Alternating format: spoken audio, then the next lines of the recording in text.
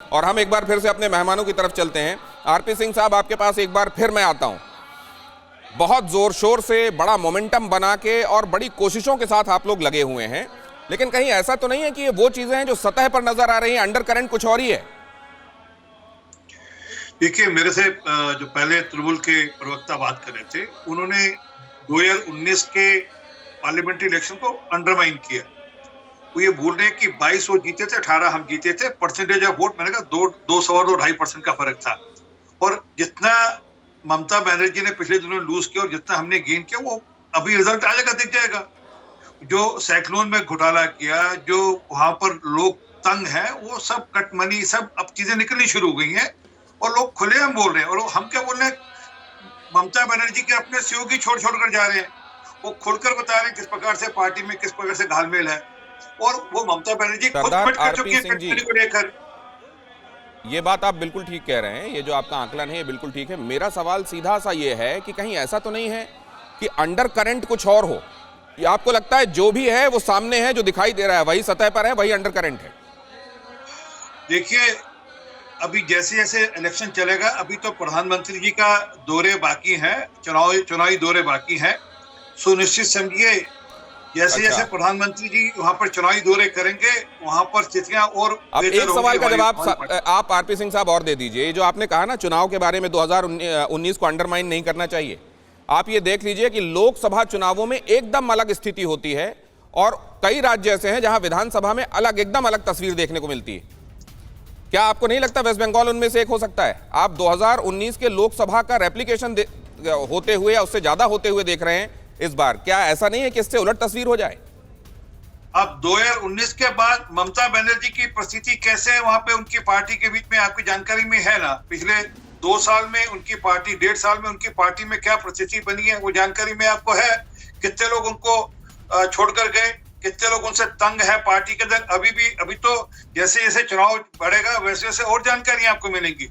वो जितने विधायकों जैसे जैसे चुनाव बढ़ेगा वैसे वैसे आपकी जानकारी में और इजाफा हो जाएगा। अभी प्रधानमंत्री नरेंद्र मोदी का वहां चुनावों में जाकर पूरे तौर पर शिरकत करना अभी बाकी है। कैंपेन में उनके आने से बहुत फर्क पड़ेगा, इससे कोई दो राय नहीं है, इससे कोई इनकार नहीं कर सकता। लेकिन दूसरी चीज ये है कि क्या वाकई वही अंडर करंट है जो सतह पर नजर आ रहा है? क्या नाराजगी है ममता बनर्जी से? हमारे साथ श्रीनिवास जुड़ रहे हैं। श्रीनिवास लगभग पूरे स्टेट का दौरा करके आ चुके हैं और खासतौर से उस वोटर का मन तो बिल्कुल टटोल के आ चुके हैं जिसको निर्णायक कहा जाता है।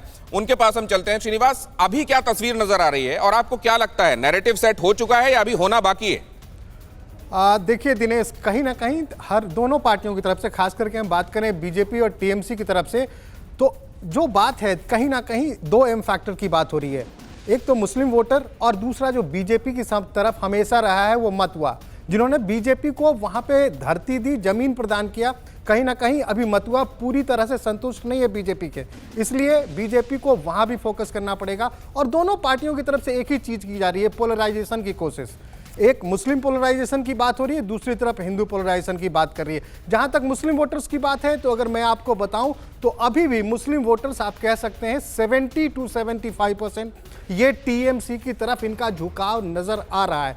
और बार बार बात हो रही है, लेकिन अभी जो ये थोड़ा सा तस्वीर का रुख बदलने की कोशिश हो रही है, जैसे अभी वो जगन्नाथ जी की पूजा कर रही हैं, इस बार एक संदेश वहां के हिंदू वोटर्स को देने की भी कोशिश है तृणमूल की तरफ से। ये जा रहा है क्या संदेश?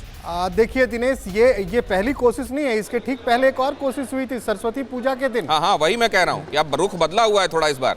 जी, तो कहीं ना कहीं आपको एक बात बताऊं कि जो ऐसा नहीं हो सकता कि पूरा हिंदू एक तरफ हो जाए, मुस्लिम एक तरफ हो जाए। टीएमसी का अपना वोटर जो हिंदू वोट बैंक है वहां भी है।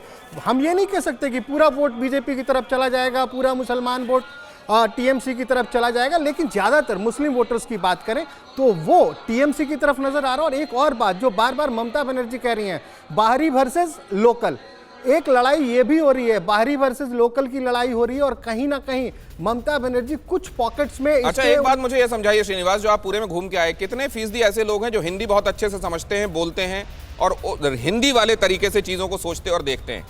ये बहुत ही इंपॉर्टेंट होने वाला है, बहुत ही इंपॉर्टेंट होने वाला है। अगर आप कुछ जो शहरी क्षेत्र हैं वहां से आप बाहर निकलेंगे तो आपके लिए बहुत मुश्किल होगा ये ढूंढना कि आखिर हिंदी बोलने वाले मिल जाएं, ठीक से हिंदी समझने वाले मिल जाएं। हम कह सकते हैं तकरीबन ऐसी आबादी भी 70 से 75% है जो ठीक से ना हिंदी बोल पाती है ना समझ पाती है। तो खास करके जो बात कर रहे थे आरपी सिंह साहब कि प्रधानमंत्री जाएंगे वहां भाषण होगा, तो इस चीजों को समझाना भी होगा, वहां के लोकल लीडर्स को समझाना भी होगा। ये एक मुसीबत है बीजेपी वालों के सामने कि आखिर वो क्या ये एक बड़ी मुसीबत है और इसीलिए बाहरी बनाम भीतरी का कार्ड खेला गया है क्या तृणमूल कांग्रेस की तरफ से, और ये बिल्कुल चलने वाला कार्ड है क्या? इलेक्शंस में इस पर बात होगी। फिक्र आपकी, सोमवार से शुक्रवार रात 9 बजे सिर्फ TV9 भारतवर्ष पर।